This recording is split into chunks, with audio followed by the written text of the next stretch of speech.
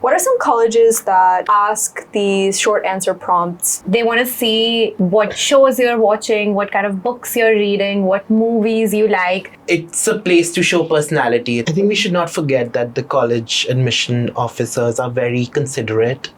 They're like very mindful of everything that we write on the application. You should never forget that. They consider everything that goes into your application.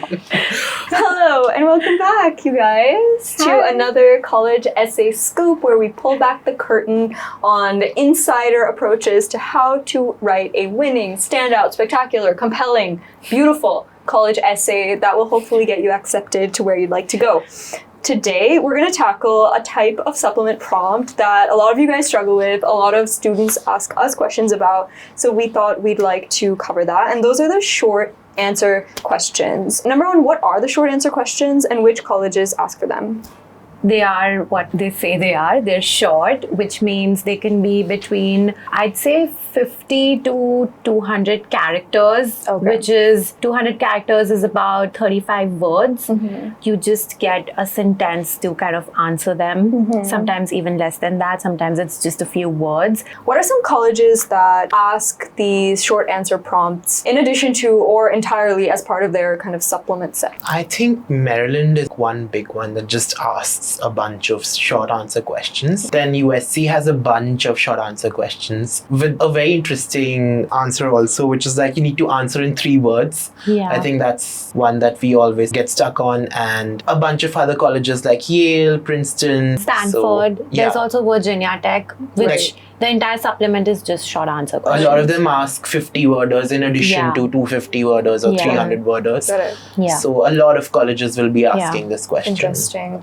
So why do you think a university and admissions committee would like students to answer these questions? And, you know, they tend to be quirky, they tend to be a bit more personality driven, right? So what exactly would the reason for that be? These short answers are also a way to show the universities how warm you can be, how fun you can be, but also how much power you can pack into just a few words. They want to see what shows you're watching, what kind of books you're reading, what movies you like, just to assess you as a whole, just to see what domains you like. It can be that you're a tech guy who is really into rom-coms or chick flicks, and what the AOs get from this is that okay, yeah, this person has super diverse interests and is not just a very one-dimensional, pointy person. I think we should not forget that the college admission officers are very considerate. They're like very mindful of everything that we write on the application. You should never forget that. They consider everything that goes into your application. But yeah, like it's a place to show personality. As you said, Megha, like it's a place to show what other interests you have outside of the classroom. And a lot of these colleges have a vibe, right? A lot. And that's something you really need to keep in mind while you're answering them. So Cornell has these short answer questions too, and so does USC. But I don't think you can answer them in the same way because the two colleges have very different vibes. Like Cornell is, like you said, super mindful, while USC is more fun, it's more relaxed, Bratty. I would say. You can more see it's having its out. brat summer. It is. UC is always having a brat summer. When you're answering these questions, you need to keep in mind that they want to get to know you deeply. So if they're asking you, what is your favorite book? I don't think Becoming by Michelle Obama. Yeah, or Harry Potter is a good answer, in my opinion. Right. Super basic answer. That Yuval Noah Harari. Yeah. Sapiens. Yeah. I just want to add that yes, all these answers will showcase and display your personality and the multidimensional facets to your identity, but the underlying reason as well is that colleges are, like you said, assessing fit for their specific culture, and they're also looking at you in the context of like all the other applicants and trying to curate a really diverse and interesting freshman class. So whenever they're evaluating your application, they're viewing it in terms of where does this person fit in to our institutional priority of like what we want our freshman class to look like at the academic level, but also at the personality level. They like want a diverse, interesting, and heterogeneous freshman class. Yeah. there is no better way to learn about how to write short answers than to read a bunch of different ones and to see how many different ways you can approach this so that hopefully students out there can write their own. So would love to start with you. Which college are we starting with? I'd like to start with USC. When you think short answer questions, I think that's the first university that pops up in my head because that's what makes that essay stand out, because questions are pretty basic. It's a why major mostly and community prompt. So these short answers are where you get to show personality, which is big in USC. I had an applicant last year who was into agribusiness. So it was an interesting profile, not super unique, but also not super mainstream. He really had a tough time in putting down his thoughts for these prompts. And Chandra, you must remember this too, because we worked on it together. We decided to stick to his theme of business and agriculture, but kind of split it apart and draw a lot from pop culture. There's a prompt that USC asks, which is the first short answer prompt. Describe yourself in 3 words. And we went with perennial, nurturing, and verdant, which is super like nature, agriculture, but also says a lot about his personality, adds a lot of warmth to the essay set. Another one of my favorite answers from his set was his dream trip, and he wrote about Sapa Valley in Vietnam, saying that on the terraced rice fields, I want to witness fabric wax stamping. So again, bringing in that nature and like the rice fields, hinting very subtly at his agri-business side, but a completely different take on it.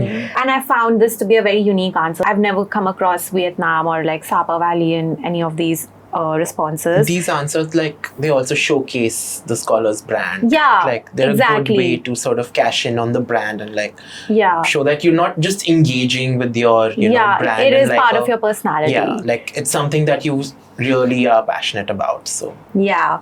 And then my favorite answer from this entire set would be for the prompt, which well-known person or fictional character would be your ideal roommate? I feel like this is one place where we see a lot of basic answers. We see a lot of Chandlers and Monicas and Joeys from Friends. We see a lot of Ron Weasley's typical sidekick. I think this is where you can really showcase your interests, but very subtly. The scholar went with Mohan from Swades. We'll be 2 innovators who reform India's landscape and discover ourselves. Again, tying into his business brand, I thought it was very unique. So, yeah. And it also showcases cultural rootedness. I always Exactly. look in these short answers for opportunities to be super culturally rooted. Yeah. And you don't have to assume that the AO has read that book or watched that movie, as long as the explanation or the little blurb that you write like adequately captures why that movie, even if they haven't seen it. And that context is the most important bit of the answer. Yeah. So on cultural rootedness, I think very common answer for these for Indian kids here is the what's your favorite snack answer. That is where they decide to show cultural rootedness, and we see a lot of like rajma chawals and golgappas, Blue Lays, Kurkure. Maggie. Yeah. It's okay, you can definitely go with that, but what is most important is that you add that little context. So if you're writing Blue Lays, you can say that, you know, I like to make a little chart out of it. Or if you're writing Golgappas, you can say that's when I spend quality time with my mom in the evenings. It's always really nice to add that little bit of info, those little details about yourself that reveal who you are as a person. it's not what you talk about, it's more about like how do you talk about this, right? Like exactly. it's not just, you know, like if it's a cliche, then that's Yeah. like that can also work. It's just like how do you address that cliche, right? Like what's Yeah. specific about your experience there? Yeah. Like, I had a scholar from Singapore who, for that answer, wrote Hainanese chicken, which is, I would say, like the national Singaporean dish. Almost everyone loves that. But she followed that up with, my dad and I sneak out to our local vendor at 3 a.m. for this warm, comforting bowl of food, which was what added the warmth, added that playful, sneaky characteristic for her. So that little blurb, as you said, is really important. Definitely. I think the mistake students make when they read the question is, oh, what's my favorite snack? What's my dream job? Let me just answer it. Yeah. But you do have 100 characters in USC, so you have an opportunity, and every word, every character you're afforded is an opportunity. That real estate is precious, and if you don't use it, it's real estate wasted. Yeah. So every single thing should be more reasons for someone to accept you, to find you interesting. And I really love the 3 words that he picked too, because Yeah. I think a lot of students fall into the trap of being like, okay, hardworking, I am persistent, I am driven, I'm ambitious, right? Yeah. And truthfully, like, sure, you and literally every other high school kid who is applying, presumably you're hardworking. Yeah. You know, presumably you're persistent. So if the words that you choose and how you choose to write them can tell you something much deeper, and Yeah. most importantly, just seem interesting. Like, dang, I really want to meet that kid. That kid's Yeah. really into nature. Like, that resonates with And me. I think that prompt specifically is where you can show instead of tell. Here, I think this really showed his personality. My favorite answer to that prompt is from a scholar we had 2 years ago who was a drummer, and for that answer he literally wrote badumtus, Yeah. which was so fun, and he got in, and I thought that was so cool. And every time a scholar asks for an example, that is what I tell them, and I tell them these are the lines you have to think along, not like you said, hardworking and driven and compassionate and empathetic and stuff. So Totally. I had someone who wrote golden retriever energy. I love that. Sometimes kids tell us Yeah. make a sentence out of the 3 words. I had a student who, battled a lot of health issues, which we spoke about in her CAE and her other essays. And she wrote patient and then patient. Oh, And she got in. Oh, no. So your sense of humor. Yeah. The chocolate CAE. Yeah, it is. Also, contradictions, paradoxes are also very interesting. Yeah. Because, people are complex, and when you can highlight your own ironies and hypocrisies, that's a fun thing. Would love to hear from you. Some Okay. USCs as well? Yeah, Okay, I have a USC set. This is probably one of my favorites from last year. So this student had applied for global health.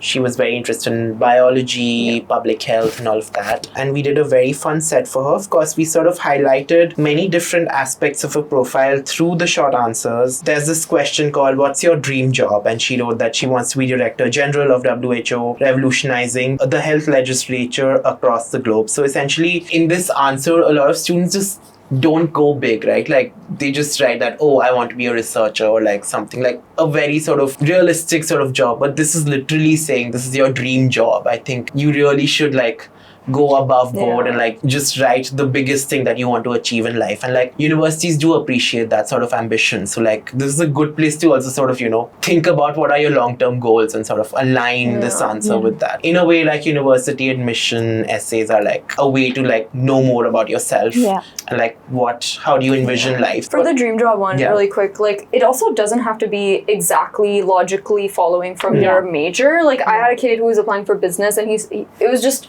you can also just be funky. He was like, my genuine dream job is to be like a water slide tester or something. Yeah. Like I just want to be the guy who gets paid for riding roller coasters or riding water slides. You don't have to be serious. Yeah. I There are have no a rules, scholar essentially. who wrote mattress tester. Oh, okay. Creating ML models for perfect personalized mattresses, maximizing overall health. So she brought in her interest, but she was also fun and quirky in it. So you're right. I think this is a prompt where you should go big. Like you should go like big, wacky, fun, Not like quirky. white collar corporate consultant. Management consultant. Silicon Valley engineer.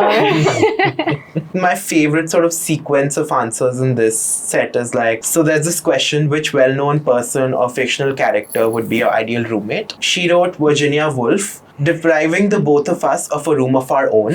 So that was one answer. The next question is, what's your favorite book? And she wrote A Room of One's Own, for acknowledging the struggles of the women who births feminism in literature. So I feel like the sequence also like adds to the humor, right? Like she's writing that I want to be roomies with Virginia Woolf, who famously does not want a room. To share a room. Yeah. Don't let them have an oven in that room, guys. And then her favorite book is also a room of one's own. I'm so Sorry. embarrassed. She That's said, so don't let rude. them have an oven in That's the room. Sylvia. Get your my literary literary women in feminist. literature. Okay, sorry. Yeah. But yeah, don't.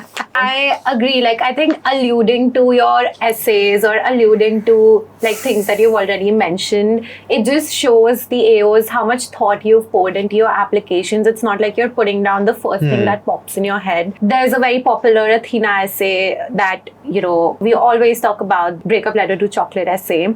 And the same scholar in her USC short answers for the prompt that says, what is your favorite snack? She writes chai and dark chocolate. Looks like my breakup letter got lost in the mail. So she's like, in her CAE, she wrote about this grand gesture of love, of like breaking up with chocolate for her health. But then she is also saying that, you know what, I also still indulge from time to time and there's nothing wrong with that. So there's this one question called, if you could teach a class on any topic, what would it be? And this is a question that a lot of universities have asked in the past. I think Yale asked this question. I think Harvard Maryland, used to ask, Yeah. I think. a lot of universities tend to ask this question. So this is a very interesting question. Like, it could be anything that you can teach, right? Like, but the trick question is that you shouldn't be teaching something that's already being taught Right. in the Econ university. 101. Yeah. Like, you cannot be teaching macroeconomics. Like, every college has macroeconomics modules. Yeah. So this is a very interesting question to sort of, you know, highlight your brand, but also think outside the box. So my student wrote Socratistics, statistics in philosophy's eyes, why probability is probable and confounding is profound.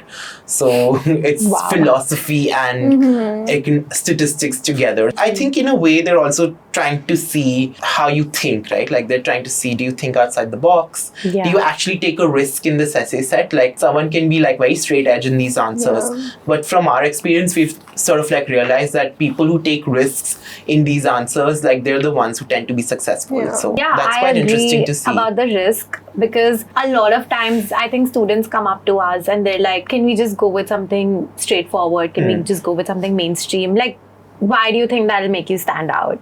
You're just going to be one of 10,000 applying and you're not going to stand out at all. I did have a scholar, and for his Yale supplement, they ask one question: other than a family member who is someone who has had a significant influence on you, what has been the impact of their influence? And he chose to write, my idol, world champion Pizzalio Bruno Di Fabio pledged full restitution to tax fraud. Accepting his mistakes was his greatest teaching in humility. We mustn't be afraid to start over from scratch. And that is super risky to write about, like telling Yale that your idol is someone who committed tax fraud. I mean, what is more risky than that? It showcases that you're someone who is not afraid to kind of be open and be honest in your applications. And you're also someone who gives second chances, which is so important.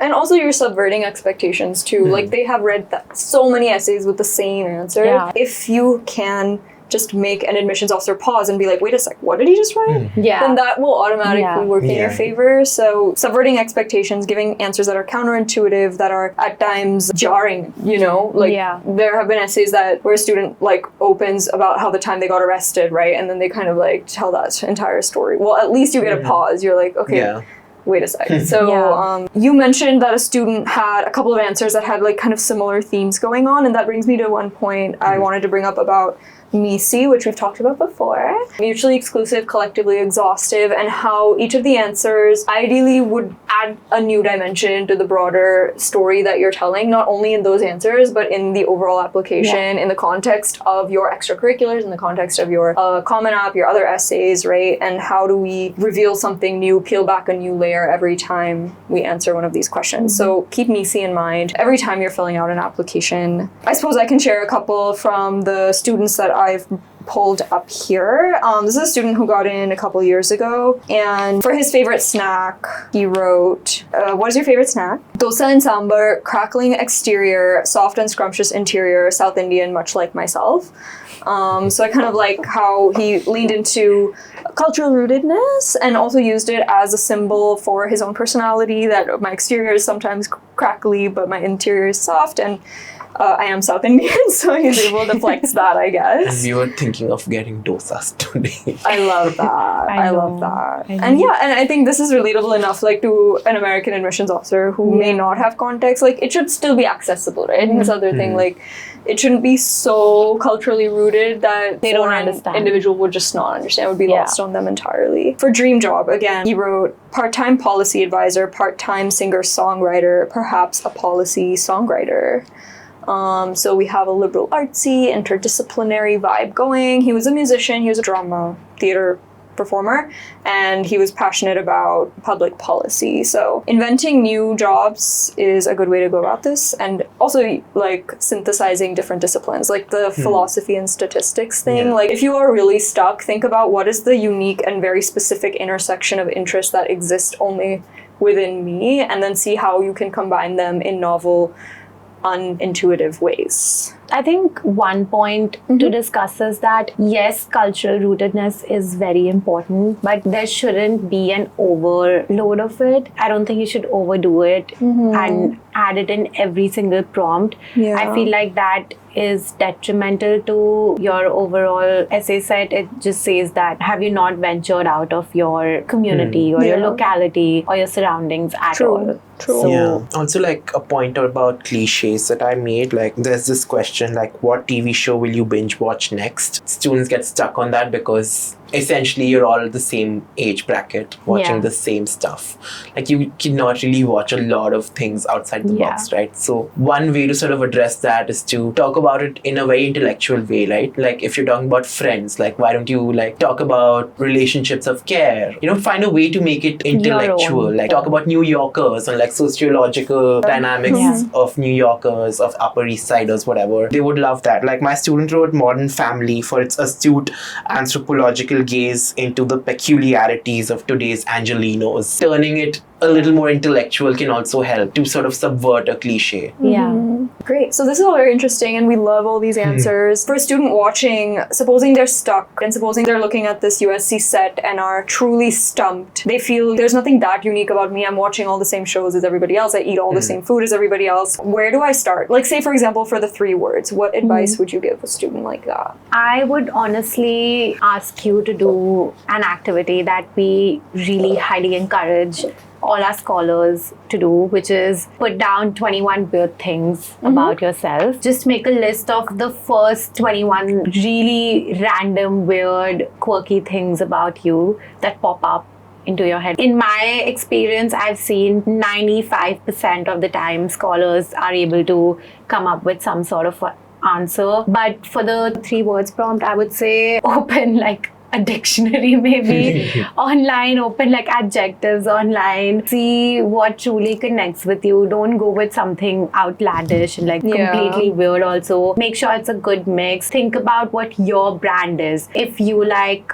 art, but if you also like tech, maybe put those keywords down, see what words come up that are used in both domains, that tie both domains together, and see if they relate to you. You get 75 characters each for each word. If you're using your regional language word, make sure you translate it and make sure it's something impactful, and make sure it's not just your nickname that your mom has for you at home, because we have had scholars put those down. Beta. I tell my scholars to not think of adjectives, like go beyond the scope of adjectives. Like think of nouns, think of objects, Verbs. think of verbs. Yeah.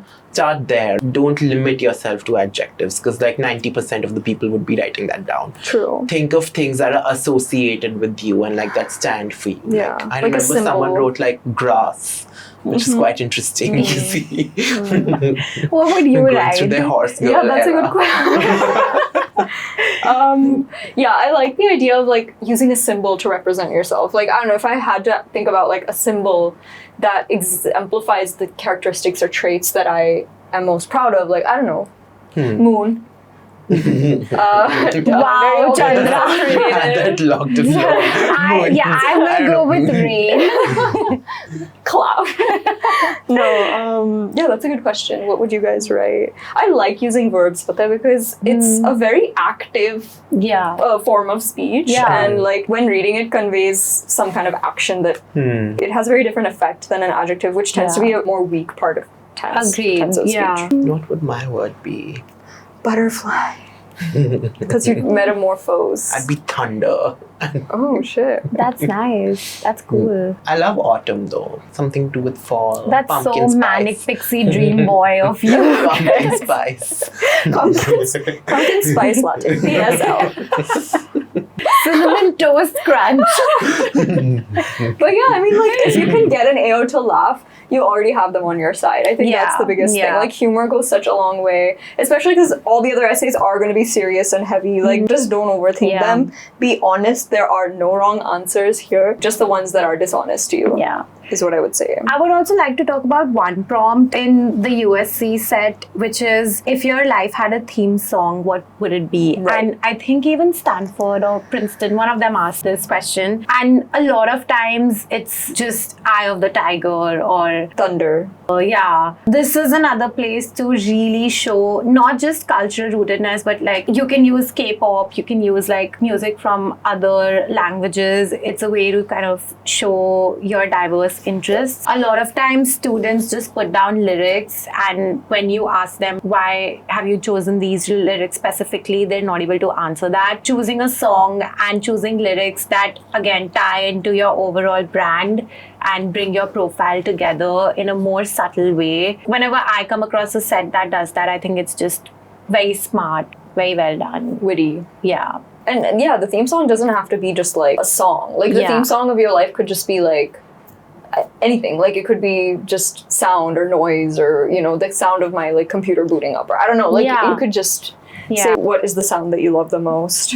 Just like these short answers, we like to keep these episodes short and sweet and within the word limit, within the time limit and the character limit. But, you know, broadly find the weirdness, find the quirkiness within you, be honest, and also like know that no single short answer or set will make or break your application. So have fun with it and take the pressure off, and lots of love. Thank you so much for joining us for another exciting episode of College Essay Scoop. Leave in the comments below what you would answer for these fun, quirky prompts, and we'll be sure to get back to you.